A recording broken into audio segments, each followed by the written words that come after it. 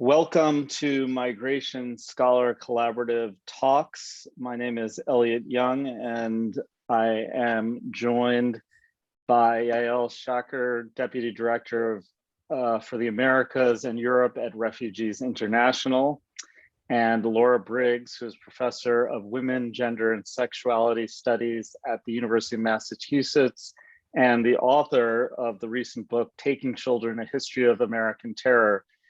MiSC Talks, Migration Scholar Collaborative Talks, is an effort to disseminate work that scholars, historians, and others are doing on migration to a broader public. And today, the topic we're going to be covering is the Biden administration 1 year in on the subject of immigration. And so let me just jump right into it. 1 year in, from my perspective, it looks pretty depressing and grim, and we want to get into the details of that. But I just want to get an overall impression from you, and hopefully some hope, some silver lining that I'm missing about what has happened over this past year. So why don't we start with Yael? Thanks. I'm glad to be here. I think what we've seen is that the Biden administration did early on make some big promises for change in some early executive orders. And then what ended up happening is about sometime in the summer of 2021, when the politics seemed to take a turn, and the administration got more concerned over the border becoming sort of like a political hot potato for them. They ended up not fulfilling some of the promises and even reversing some of the progress that had been made in the first 6 months. And a lot of other things happened in the summer, the evacuation from Afghanistan being a big one. And so that also had a big influence on where we are. So I would say that what the Biden administration did do was it repealed the travel the bans, right? The Muslim bans on travel to the United States, a big deal, like pretty much right away.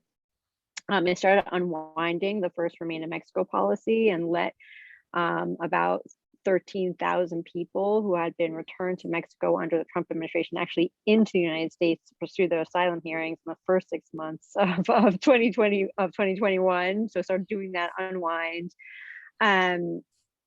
It did some things on interior enforcement that are pretty great. There's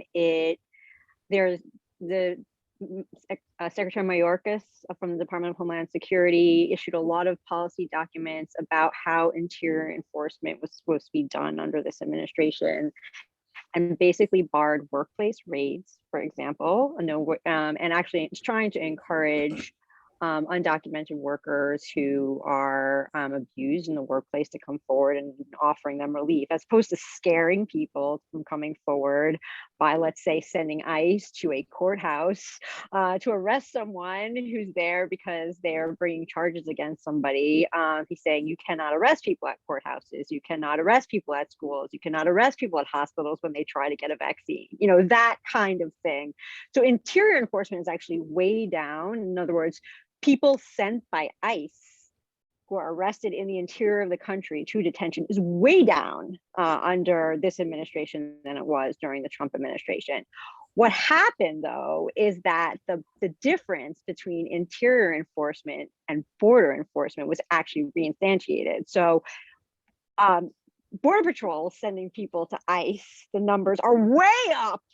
Pretty much everybody in ICE custody right now, with the exception of a few thousand people, most of whom have criminal records, which is something we can argue about, but the vast majority now in ICE detention are people who are sent there by the Border Patrol for having crossed the border without authorization. So what we see is that, and what we really have seen in the past 6 months is this real difference. Again, the border as an exception, and when people enter without authorization and are seeking asylum, those people still need to be treated as enforcement priorities, regardless if they're trying to seek asylum or not.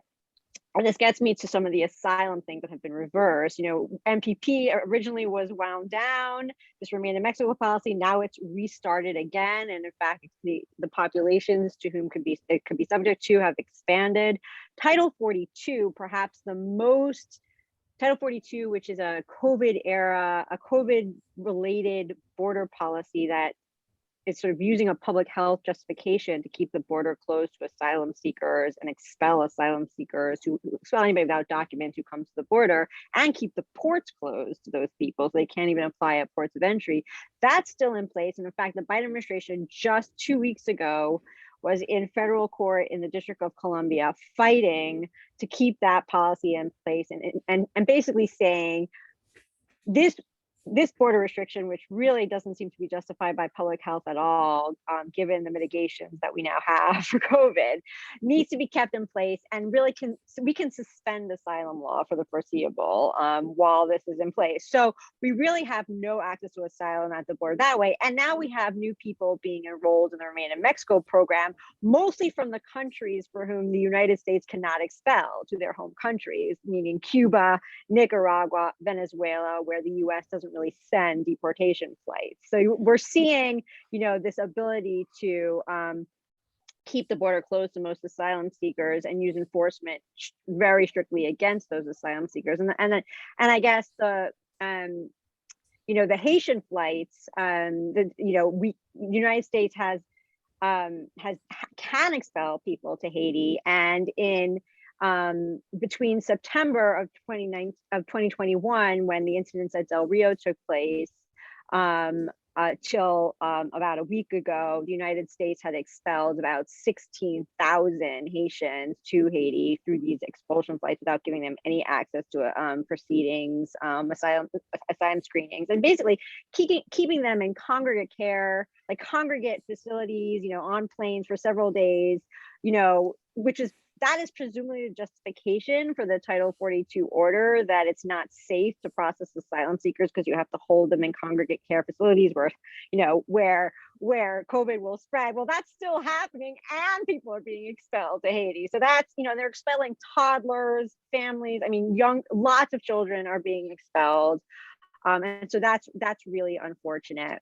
Okay, let me just break in, because sort of want to get into each of those things in more depth. But Laura, just your sort of 30,000 view foot of where we are after a year.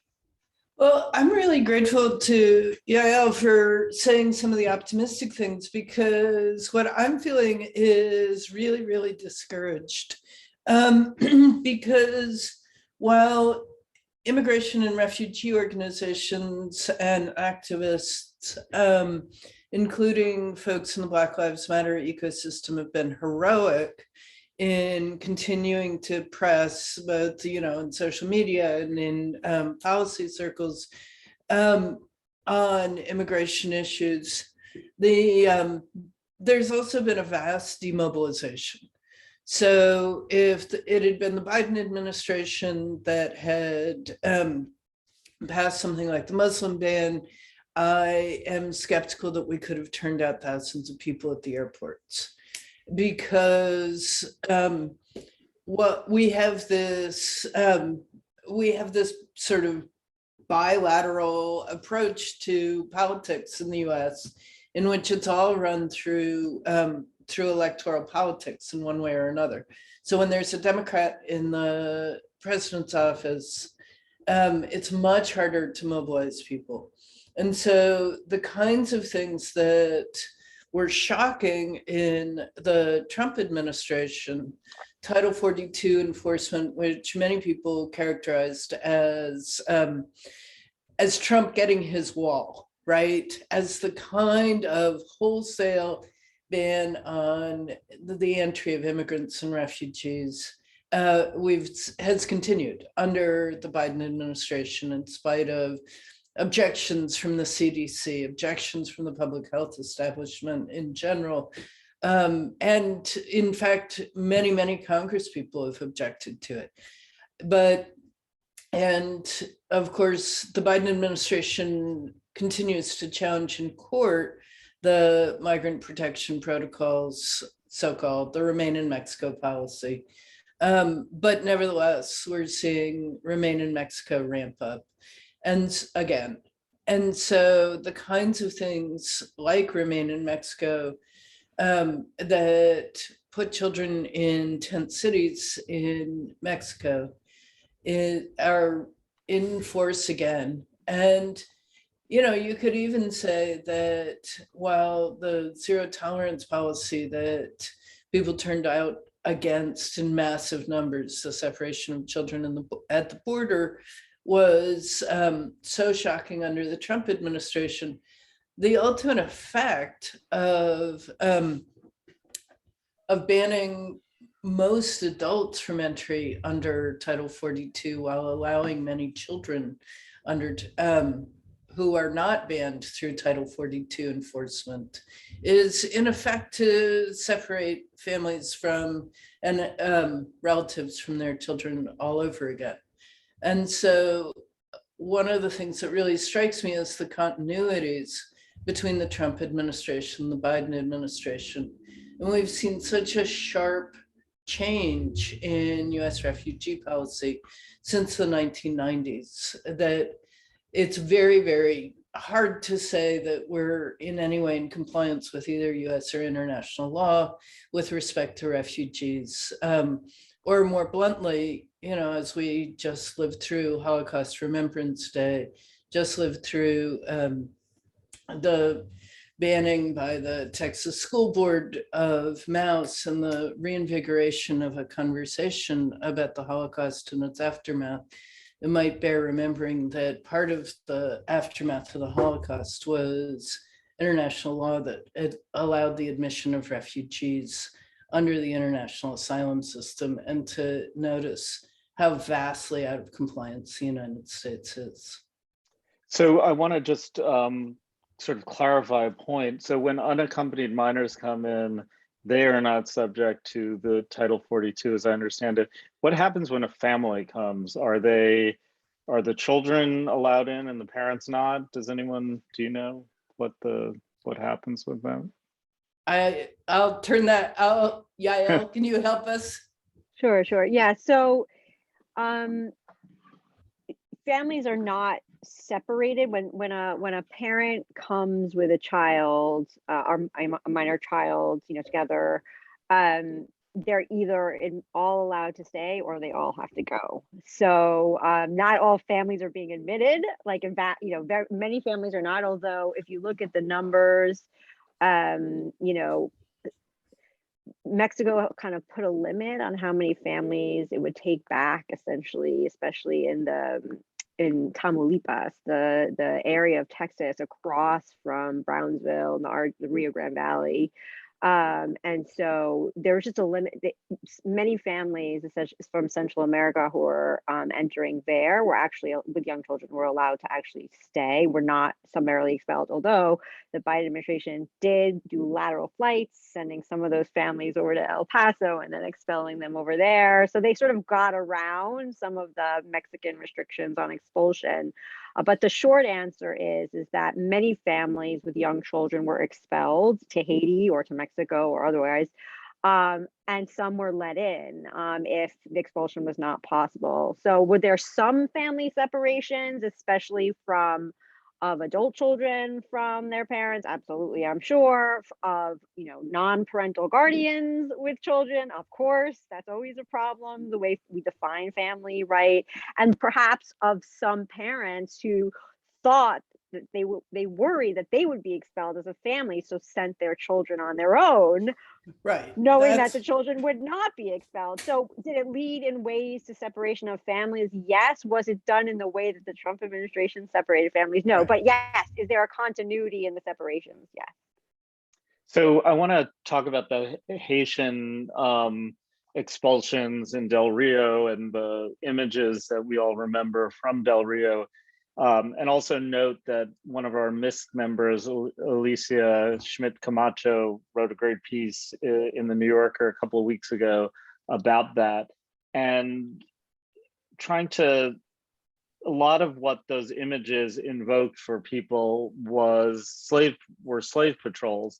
And so since you've written about this in your book, trying to make the connection between the present and the past and slavery and immigration enforcement, how do you read what was going on the border with the Haitians? And are those analogies, invocations of slavery apt?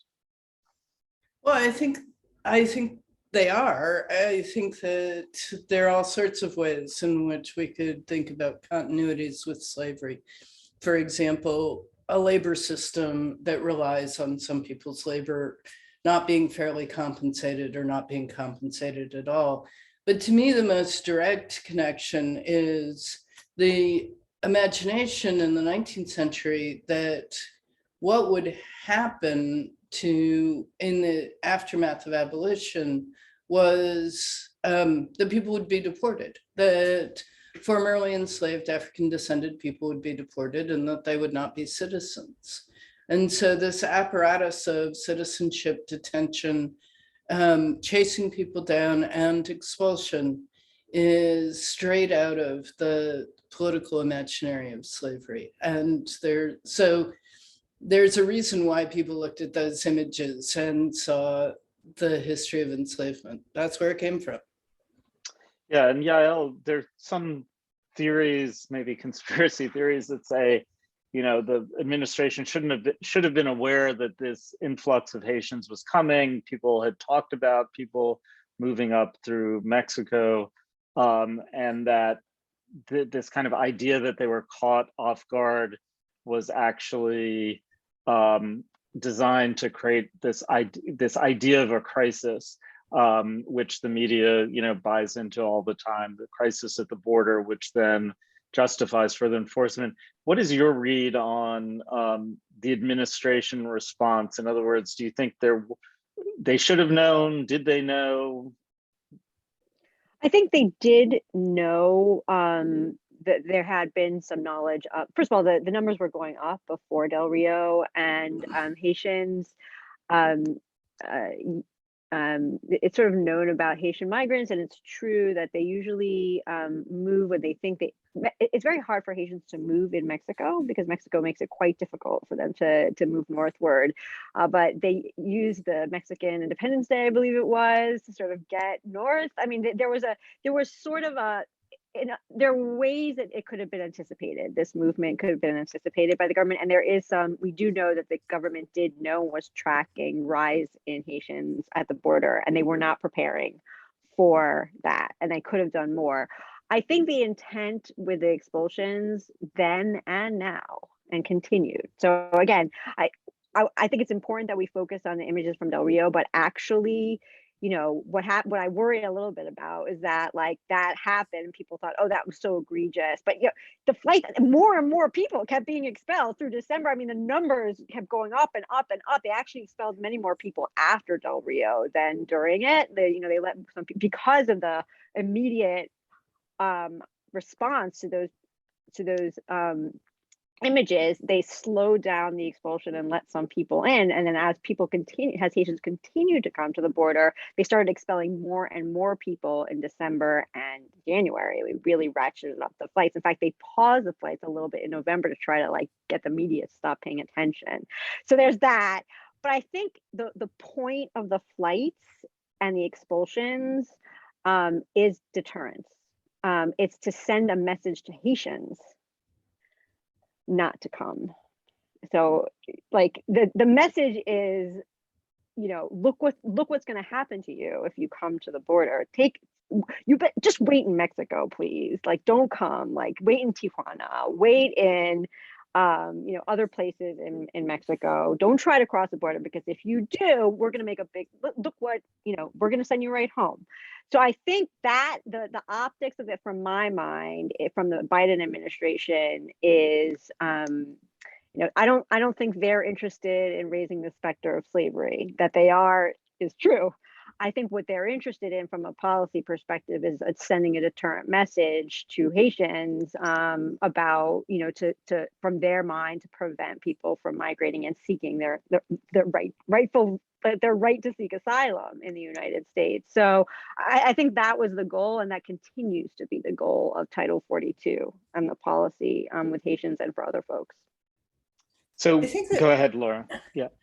I think this raises a really interesting question about how to read sort of the legacies of history, right? Yes, absolutely. I agree that the Biden administration was shocked, horrified, and embarrassed by all the ways that the Del Rio images looked so much like slavery. And yet there's a broader sense in which, like, aside from the stage managing of it, to prevent that, the broader question has a long history that we are haunted by and that keeps being enacted. So absolutely, when I see large groups of Haitians moving toward the border, I also am, it calls to mind for me the large groups of African Americans moving northward during the Civil War up to the Union lines. And it's really about simply what's safe to do under conditions that are war or look like war in the borderlands and in Mexico more broadly. And when people want to resist their geographic emplacement in the global economy, their options are relatively few. Or perhaps we move through the channels already carved by histories. Exactly. I mean, none of this is, in a sense, new. We've got more than 100 years of people using either the Mexican border or the Canadian border, originally Chinese, and then others to cross. What is interesting now in looking at these flows is that it is becoming a more diverse group. The numbers are more diverse in terms of the people who are not either Mexicans or part of the three Northern Triangle countries in Central America. So Brazil, Nicaragua, Venezuela, Haiti, Cuba, increasing numbers of those people using the border. And I guess, Yael, what would you attribute that diversification of the groups that are arriving at the border to? So that's a great question. I mean, so what we're seeing, like you said, is Nicaraguans. Like I was in El Paso at the beginning of January to watch this new Remain in Mexico incarnation unfold, and the vast majority of the people being placed in the new Remain in Mexico program are from Nicaragua. Why are they coming now? I mean, there is a lot going on with Ortega right now in Nicaragua. There is a political situation in Nicaragua driving people out, and a lot of people were talking about that in court, that this being a political asylum that they were seeking. But I also think, you know, like for the Venezuelans coming, a lot of them are coming from Colombia. They've been in Colombia for a little while, and Colombia has even given them the ability to many Venezuelans to register for temporary protected status essentially in Colombia. So why are they coming? Why are they coming? And some people are coming directly from Venezuela, flying into Mexico and coming that way. But I think a lot of it has to do with the economic decline because of the pandemic. To Laura's point about the economics here, I mean, you know, having temporary protected status in Colombia, but not able to get a job of any kind and to support a family there,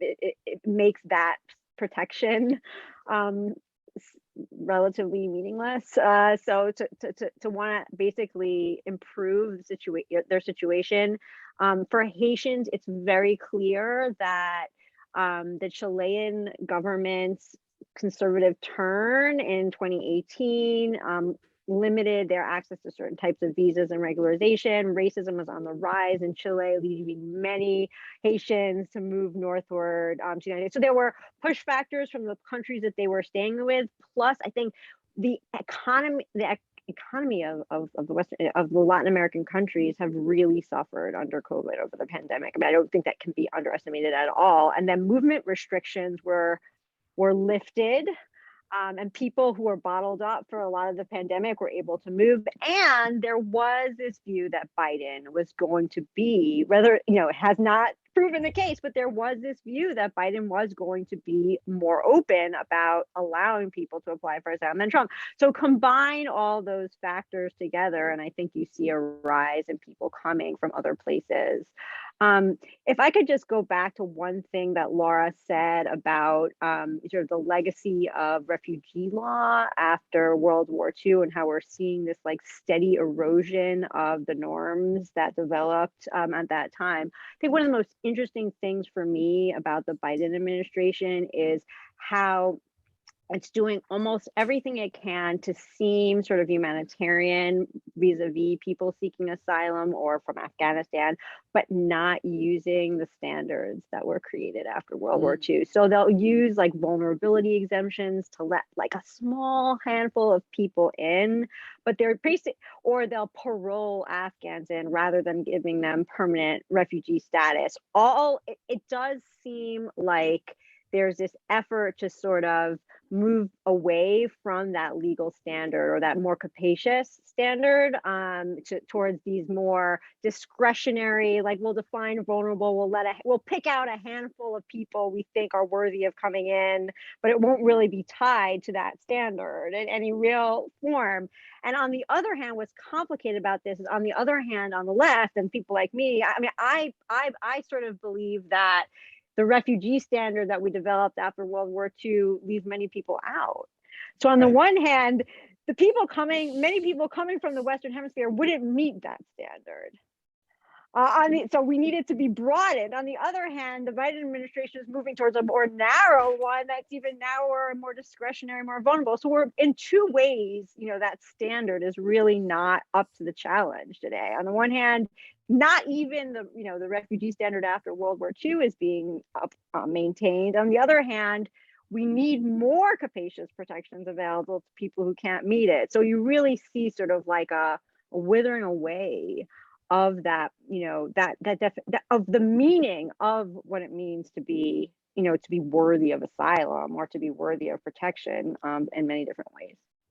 Well, that's how they always get us, kind of by eroding all of the rights such that we're forced to defend the status quo, which we know is problematic and limited, rather than asking or demanding what we think we should be getting. Laura, you had a point. And interestingly, for the first time since the 1990s, the majority of people in the United States answer survey questions with Gallup and say, we need to bring more immigrants, more refugees. And there are clear Main Street reasons for that, right? I can't walk down the street without seeing a million signs out front saying we need entry-level workers. And of course, one of the legacies of Title 42 enforcement is the conspicuous absence of entry-level workers coming from overseas. But I also wanted to come back to this question of where people are coming from, because the other thing that's happening right now is the number of, just the sheer numbers on the globe of people who are in motion, who can't stay where they are for reasons of economy, reasons of violence, reasons of state violence or gang violence. And I just want to notice, I have the chart of where people are applying for asylum from UNHCR up on my computer. And so Central African Republic is sending the most people, and they're sending them to the Democratic Republic of the Congo. And then massive numbers of Syrians, of course. But then Honduras is almost equivalent in the number of Syrians in motion, and then Nicaragua, Venezuela, Haiti. So just to echo what you were saying, Yael, these numbers, the diversity of places people are coming from is intense and growing. So MPP, we've talked about it, mentioned it. You know, Biden ended the MPP, the first version, and then we have this newer version which applies to other groups of people. And as you say, we're seeing it's back up and running. Although, you know, from the anti-immigrant perspective, they're like, well, it's not it's not up and running fast enough, and they're not expelling enough people. And there is this court order. So, you know, Biden's being criticized from the left for reinventing this, from the right for not pushing it far enough. And then you've got the courts. Yael, how would you read Biden's response to MPP? Do you think they're grudgingly doing this, or do you think they could be fighting back more against MPP? Great question. And I do think, like, you know, I said I'd witnessed some of the new MPP happening, the new court proceedings in MPP, and to piggyback on a phrase that Laura used before, there's a lot of stage management going on because the Biden administration is really trying to do its best to make it seem like this version is okay in some ways, or make it better. If they're gonna, if we have to put this into place, like, we've got to make it as humane as possible. It's sort of the posture that they're taking. And so what they're doing is allowing people to have more of a chance and more help and a lower standard when they have these interviews about their fear of return to Mexico, right? Because you know, whether or not you're going to be placed in the program at all.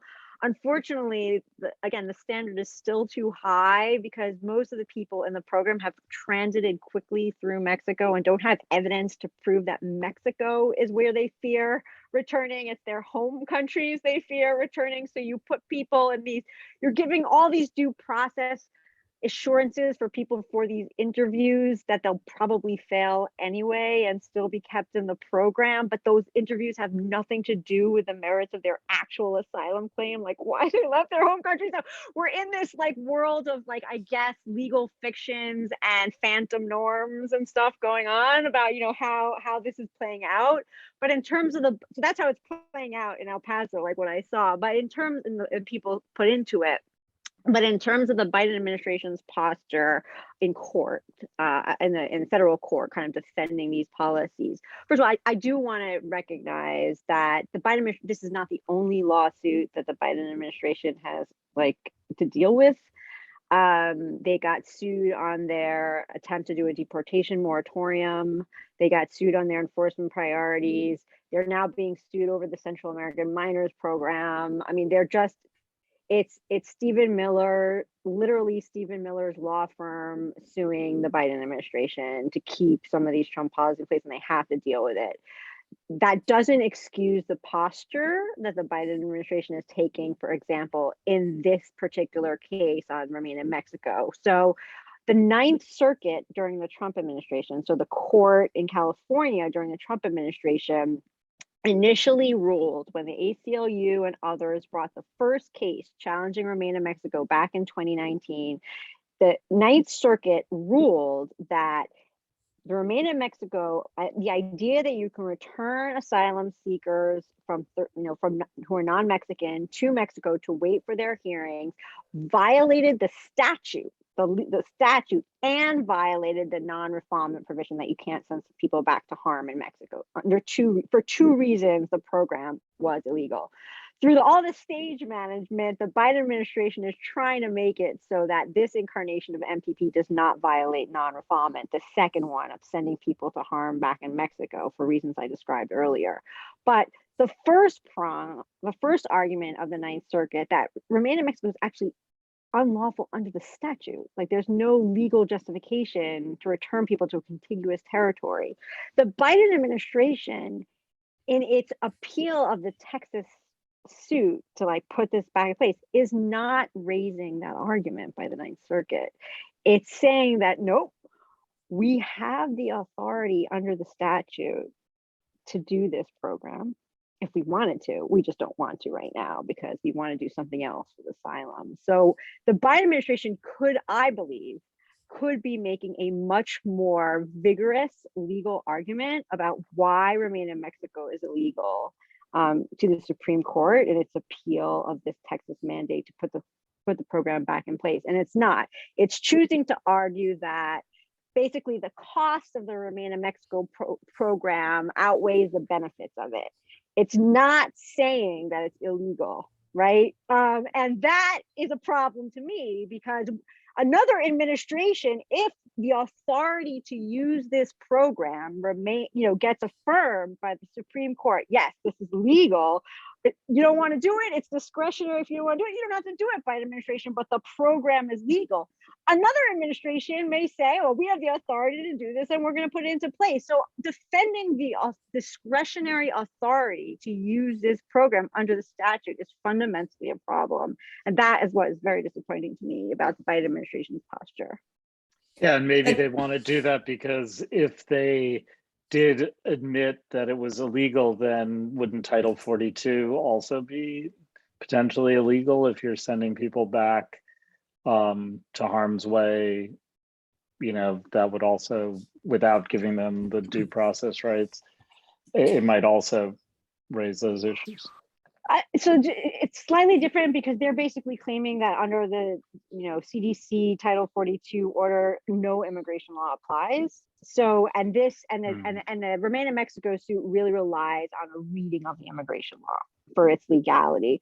But what I think it's telling that no administration, Republican or Democrat, and this leads to the continuity issue that Laura was mentioning before, no administration, once it has a sort of enforcement policy that it feels is legally justified, will give that up.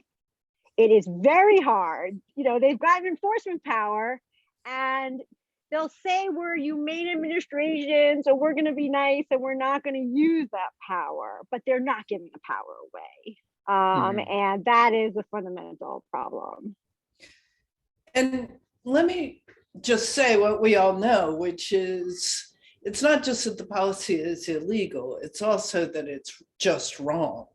And one of the, so some activist groups have claimed that as many as 9,000 people have been kidnapped, raped, or assaulted while in Mexico, who have been entered into the US refugee asylum program, who are eligible for an asylum hearing.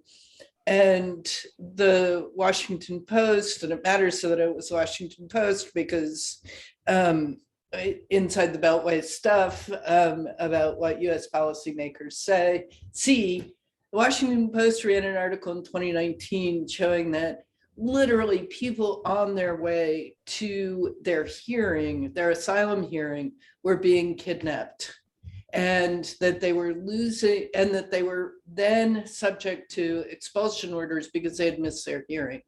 And the sheer insanity and unfairness of that certainly incited a lot of people to say, this is outrageous, we can't keep doing this. And yet here we are as a result of the Fifth Circuit in Texas pushing back on this. And you're absolutely right, Yael.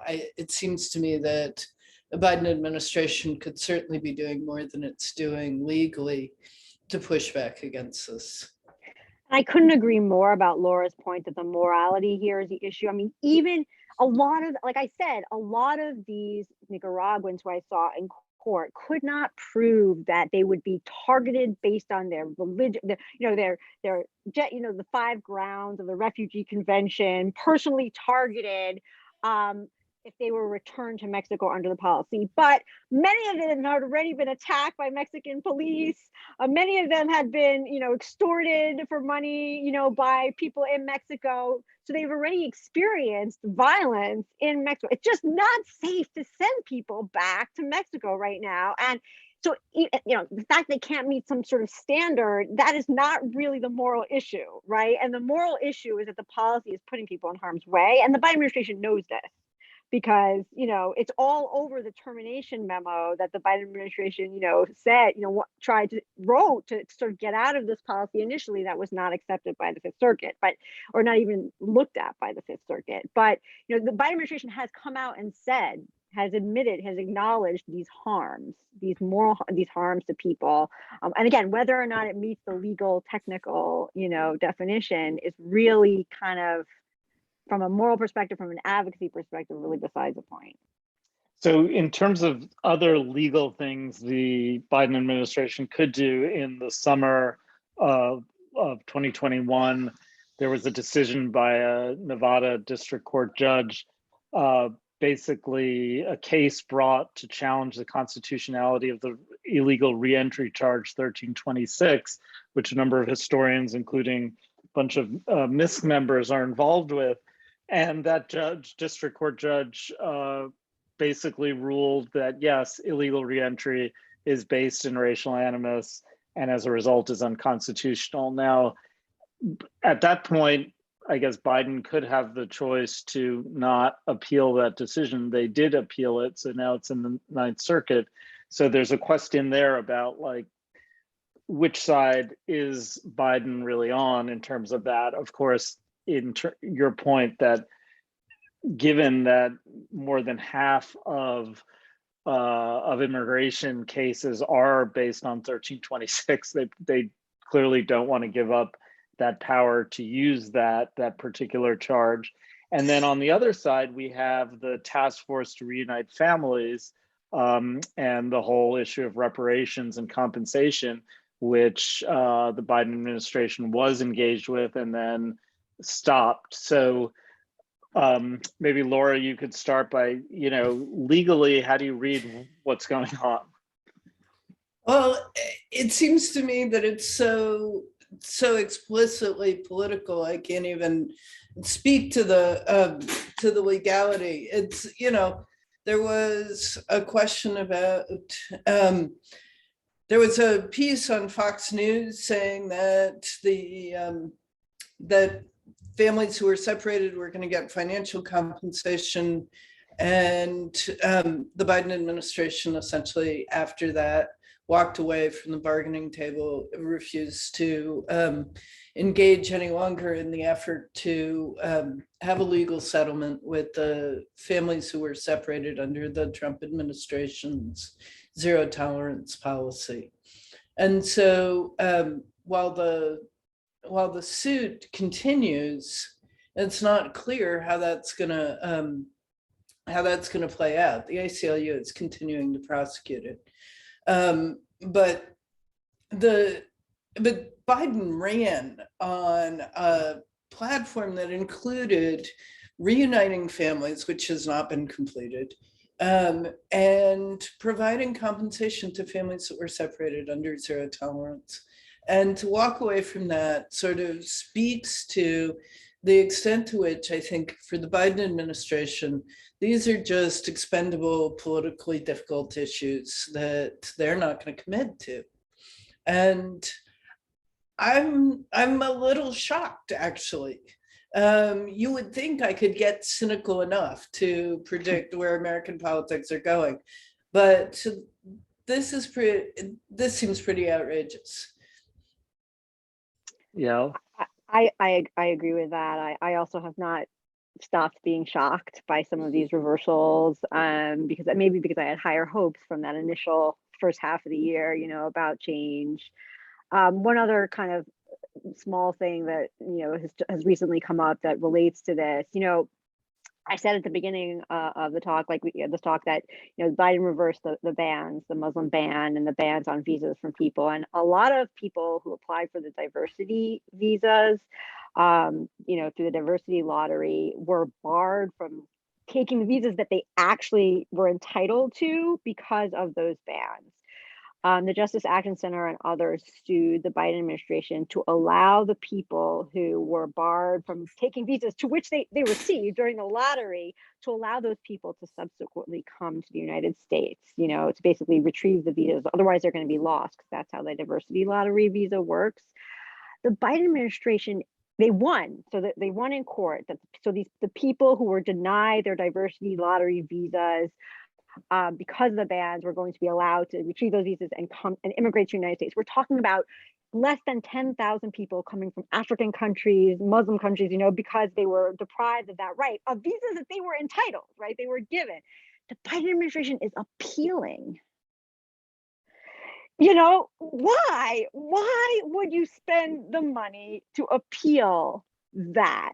And it's those kinds of things where you're just like, I don't even understand why expend the resources to litigate this when you could, you know, I mean, it's just, so those kinds of things become unfathomable and are really, really shocking to me, because the Biden administration has one of the diversest cabinets, you know, people serving in the administration. I mean, why would you not want these folks to have these visas? You've already, you eliminated the ban that like made them not be able to come. These are not people coming across the border without authorization. They apply for these visas. I mean, everything seems so, you know, strange about that. And so there are some things that I mean, I haven't looked deeply into the case, but I presume it's about, you know, maybe there are implications for this case that would involve other immigrants coming down the line, and it might expand to be something broader. But if you just look at it on its face, we're talking about 10,000 people who deserve visas to come to this country. And it's just like, it becomes very, very disappointing.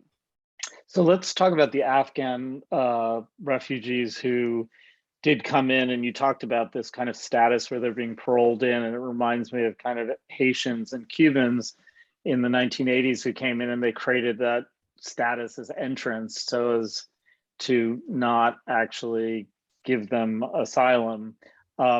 What do the numbers look like on Afghan refugees who've actually come in? Is their status as parolees mean that they now go through the process of seeking asylum, or where is that at? Right. So there was just a report released, I think, you know, last week about who the people are who were evacuated and brought to this country via other military bases in other countries, and then brought to military bases in this country on U.S. soil, and then sort of now resettled in communities across the United States. It's about 70,000 people.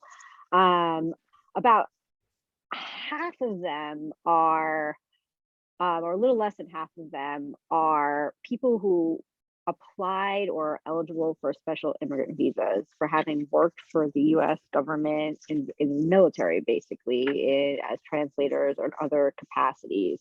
And so those folks, although they may have been paroled in since they don't have their visa in hand, those folks have a clear path to permanent status because they'll eventually be getting those SIV visas. Whereas the parolees, the other half of the folks, have come in precisely as you said on this temporary status, and what they'll either have to do is apply for some other form of relief or asylum under the immigration, you know, which could take a very long time, or you know, I think what a lot of people in the advocacy community are hoping is that Congress will pass essentially an adjustment act for these folks. Now, will Congress pass an adjustment act? I mean, will Congress pass anything? That is a question. But what I think is sort of what people have worked hard for behind the scenes, you know, in the refugee resettlement community and other organizations, is to get bipartisan support for this Adjustment Act, which is no mean feat. And to get some Republican co-sponsors for the bill in the hope that that will allow for essentially Congress to pass a law that will allow anybody paroled in that temporary status to be eligible for a green card. So we've gone almost an hour without talking about Congress because it seems kind of irrelevant to the whole immigration situation, given that I don't think any of us have much hope that we'll do anything. But has anything been done in Congress in the infrastructure bill? I understand there was something about DACA. Like, where does DACA stand? I think there's no hope for this comprehensive immigration reform happening, but has anything happened in Congress in the last year that you all know about? Well, let me say something even more cynical, which is that Congress has been very effective at continuing to pass measures that will create more refugees, right? Our notion of what's going on in Congress is that, you know, everything is stalled. But of course, that is not entirely the case. Congress is really good at passing military appropriations and passing greater military appropriations than the Pentagon has even asked for. So let me just throw that in. The American empire continues to do its work of creating the harms that lead to people requesting refugee status or otherwise migrate. And Yael, on DACA, do you know the status? So far as I know, nothing has really changed. The Biden administration, it's now legally, it's in the Biden administration's court to publish a regulation on what's allowed under DACA. So they're going to publish a new regulation to sort of, I think, keep the program alive and give it as much, stability as possible using the executive branch. But no, I don't think there's been movement.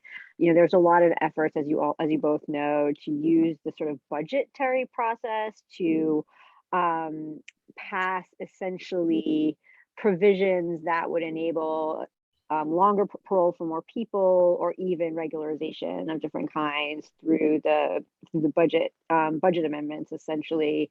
And the Senate parliamentarian ruled that you can't make immigration policy through the budget, which actually seems sensical to me in a way. I mean, many of these things need to be made as what they are, which is we want to change the policy on immigration. But this was a way of trying to get past the fact that Congress wasn't doing much on immigration. But so far as I know, we pretty much haven't made much headway. And yes, Biden sent probably one of the most progressive reform immigration bills. Didn't have anything that was great in it, but it did send a quite progressive bill to Congress when it first came into office, and that has gone nowhere in the Congress.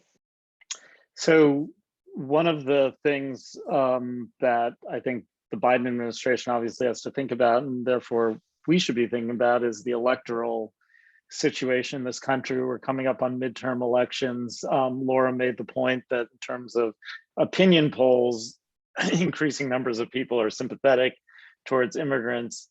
And yet, I think the people who are most exercised about immigrants, though a minority, have political power. So where do you see the electoral map? And I wish we had another MiSC member, Jerry Cadava, who has written about the Latinos, Hispanics who vote for Republicans and voted for Trump, to see sort of where they're lining up. But where do you see the electoral map in terms of the immigration issue? Is it just going to be a non-issue in the midterm elections? Is it going to be an issue? And if it's an issue, where do the variety of different Latinos in the United States fall on that question? Laura, do you want to start? I have limited numbers of things to say about that. It seems to me that the Biden administration's gamble is that people who are progressive on immigration issues aren't going to vote on immigration issues. And I think that we are quick to forget the extent to which it was not just the people displaced by the right-wing administrations in Latin America, but also right-wing people in Latin America who migrated to the United States. And so it does not seem surprising to me at all that, for example, the Cuban community in Miami found that there were many things about Trump to love. I think that Trump in many ways echoes the right-wing networks that were built from the 80s forward, well, from the 60s forward throughout the Americas. And so and Republicans, after relying extensively on racism to mobilize their base, is finally learning how to manipulate the levers that will bring conservative Latin Americans into the Republican fold with greater success than they have in the past. Yeah.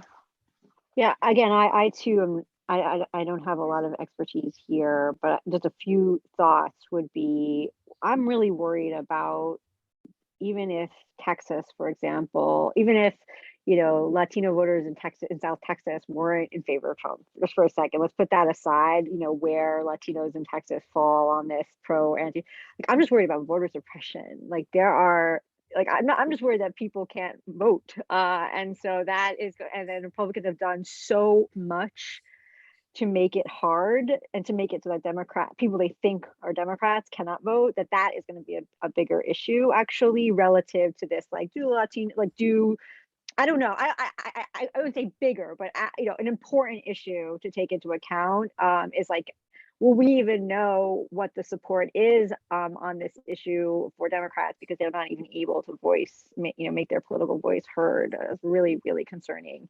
I guess the other thing I would just say is, I think Arizona, Senator Sinema has been a tremendous problem getting the Biden administration's anything passed. She does not want to, she's totally against, getting rid of the filibuster. She doesn't want to do the infrastructure. I mean, she has been, as much as Manchin, Senator Manchin gets all the attention in West Virginia, but Senator Sinema is just as big of a problem in Arizona. And so I think Arizona for me is a state to watch because, first of all, since 2012, it's been a hotbed of pro-immigrant activism, right, by Latinos in Arizona, because in response to the, show me your papers law in 2012, right? So Arizona has been a hotbed of progressive Latino activism, and yet we still have this senator, right, who's leaning red, although she, so that to me is like a very, very interesting place to watch and to see what happens.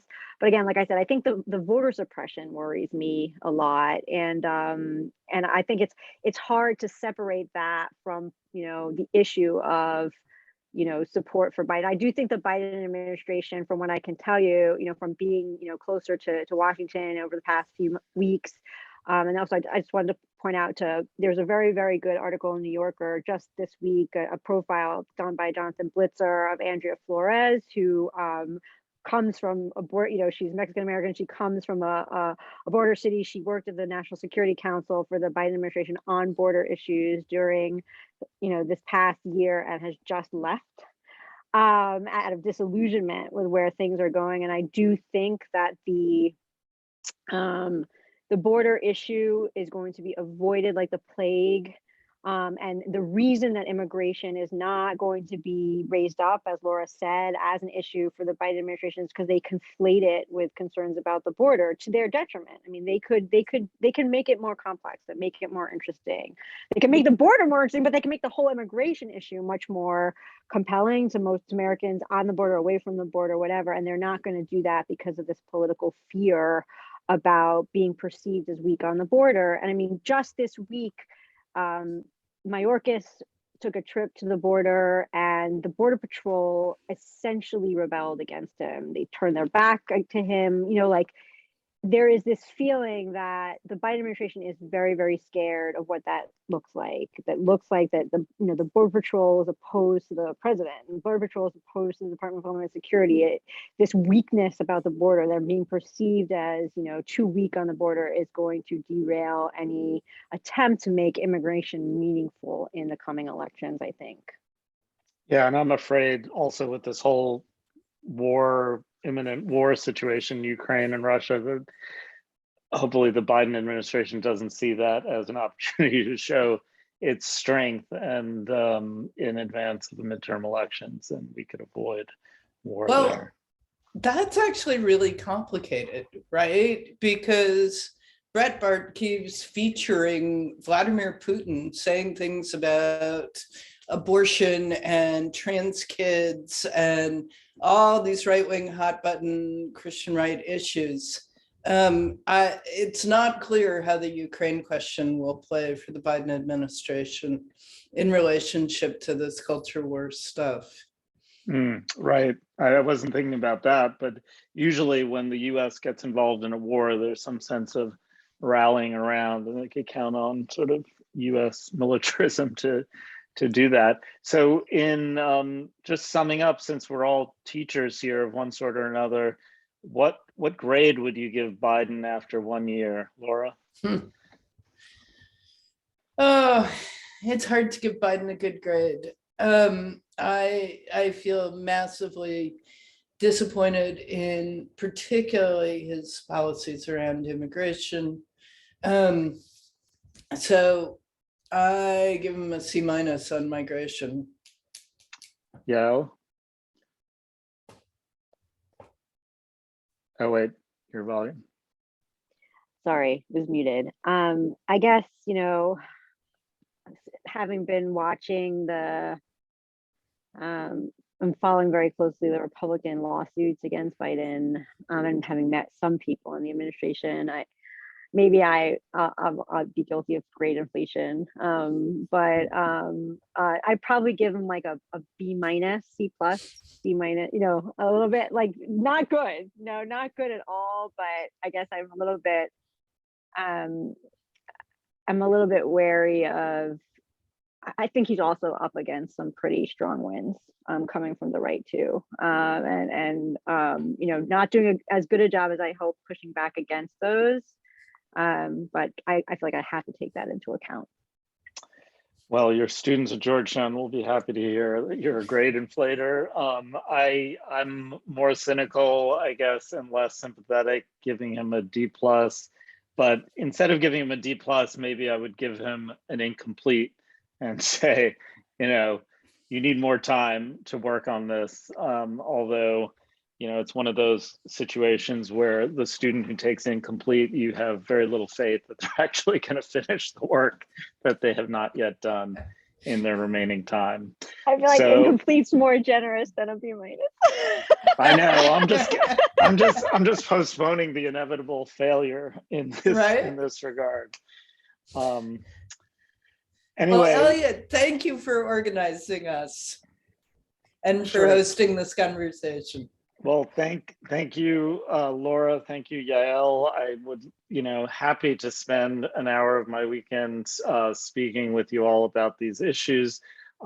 We look forward to other mixed talks with other members of the collaborative and other folks to try to bring the scholarship, research, activism that we're doing to a broader audience. So look for us on the web at migrationscholarcollaborative.com, on Twitter, at Migration Collab, and we'll just continue to press ahead and keep pushing for the things we know should be and not be hemmed in by the politics as they exist in the United States. Take care. Thank you.